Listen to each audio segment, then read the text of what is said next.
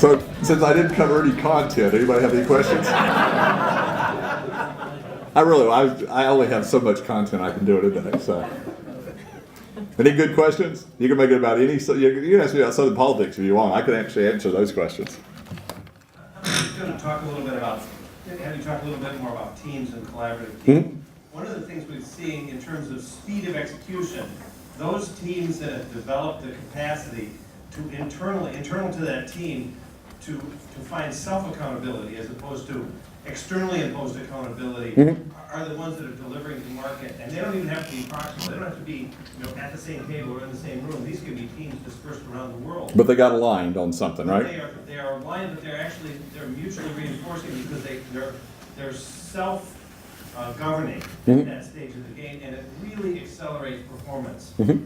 Can you talk a little bit about that? Yeah, I'm actually working on a book with some colleagues on the whole concept of team-driven economic development, because most of the great examples that you get in years past were of very narrow teams, small teams, or how many of you have been to Charleston? Mayor Riley has been mayor for 30 years.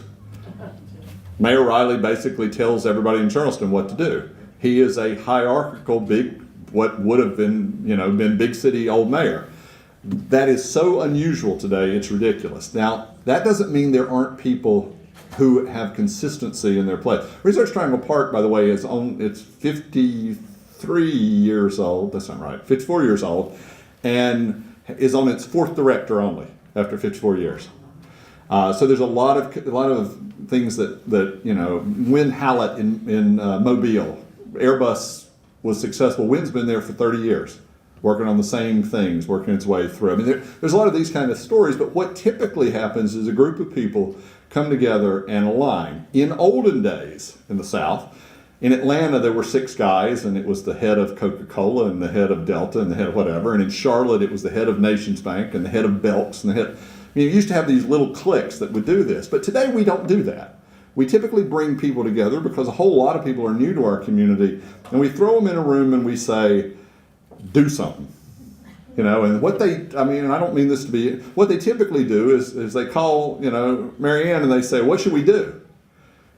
Or someone, 8 Mary Anns in a room and say, what do we do? I think today, one of the things that I really like the Triangle did, and I created it so I'm boasting a tiny bit here, is we have a leadership program every year for the 12 biggest new CEOs in the region and their spouses. Whoever they are, whatever they're running, usually by job count, and we start a year-long program where they get together 6 times with a topic in the community every time, and we teach them about the culture of the community. And we teach them, we bring in all the past people too, a couple times, so they get there. I think you have to build groups that learn together and can collectively act. And you have to have some gatekeepers, because every now and then you get someone in the room who doesn't act well, and you need to tell them. And I told the group last night that in the Triangle, we used to have T-shirts that said, play nice or go home. That's the model. And if you come there, it's not that we don't have people from all over the place. I mean, people, because we're sort of the local, on your way up, you come through the Triangle. But our model is you play nice, you don't fight in public, or else you're ostracized. So groups get together, we try to get them on the same page early on information. But we also do some group typing, we'll do individual typing and group typing so that people get to see how each other make decisions. We tell a lot about each other's history and what our goal is in our company. We try to align it to their organization. Sometimes in our community it's a university president, who was here or there or somewhere else. But I think it's one of the tricks that communities that are good today are doing is they're building groups that can act and focus on a set of things. I think that the more you can hardwire that stuff before a crisis, the better off you are. And you hardwire it by building organizational connectivity with those people.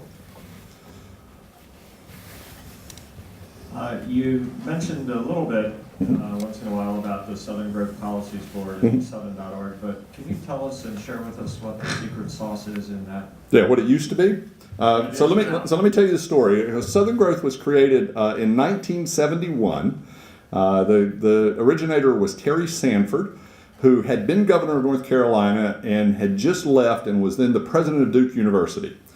And I'm sorry for telling this story, I guess I can tell it in the Midwest, that he took a train trip from North Carolina to New York City and thought New Jersey was the ugliest place he'd ever seen. And if you've ever ridden the train through New Jersey, you get to see some pretty bad parts. And so he wanted a Southern think tank that would look at growth issues, that would try to learn from places that had been successful and unsuccessful. And so Southern Growth was created, at that time representing 12 states. It rose to 13 states as an independent, nonpartisan think tank that provided economic development research and help to Southern cities and states. Over the years, Southern Growth put out what are known as Future of the South reports every year. We also put out Listening to the South reports, where we go out and interview, or conduct hundreds of community forums so that governors and others could hear what real people were saying about certain issues. This last month, we actually merged that group after 42 years with the Southern Governors Association for two reasons. One is governors have less time. They have to raise money today, and so they have less time to geek out on policy like they used to. And we also thought it would strengthen the Southern governors to have a policy arm. They've never had that, and they're in D.C., and so to advocate for that policy. But Southern Growth has always been an academic endeavor to try to find the best practices out there and to anticipate. The Future of the South reports are to anticipate what we think the next challenges are. When we had our last conference in September and put out our last report, it was on reinvention of workforce. And we see down the road a complete reinvention of the workforce system. We don't think there was a system ever. I mean, there's 23 federal programs that are non-connected and never have been. And what we see is governors, every governor we find new comes in going, I'm going to change workforce. And about 6 months into I'm going to change workforce, they say, oh God, that is nasty. Let's just create something outside the system.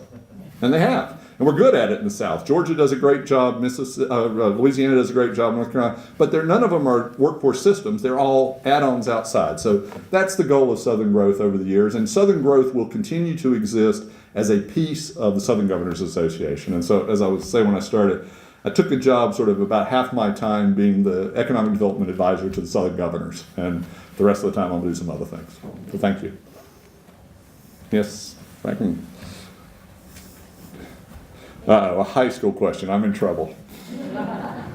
I gave you a whole lunch period to ask me hard questions. Yeah, You came up with a new question. Okay. Well, we talked about it a little bit. It's not necessarily a question, but on that one slide where you had like the 5 strategies, I think it was the third one that talked about higher education, getting it on that level, but kind of keeping in with, us high schoolers being here, like you should change that to being like K through 12 even, because like why wait until you're in college to, start teaching these things when, we're right here and we're ready and willing and more absorbing even. There you go.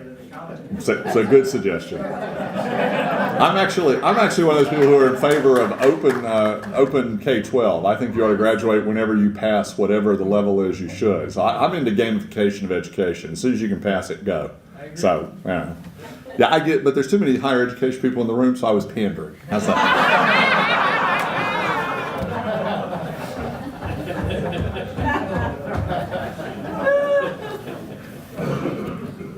Anybody else? Thank you all very much.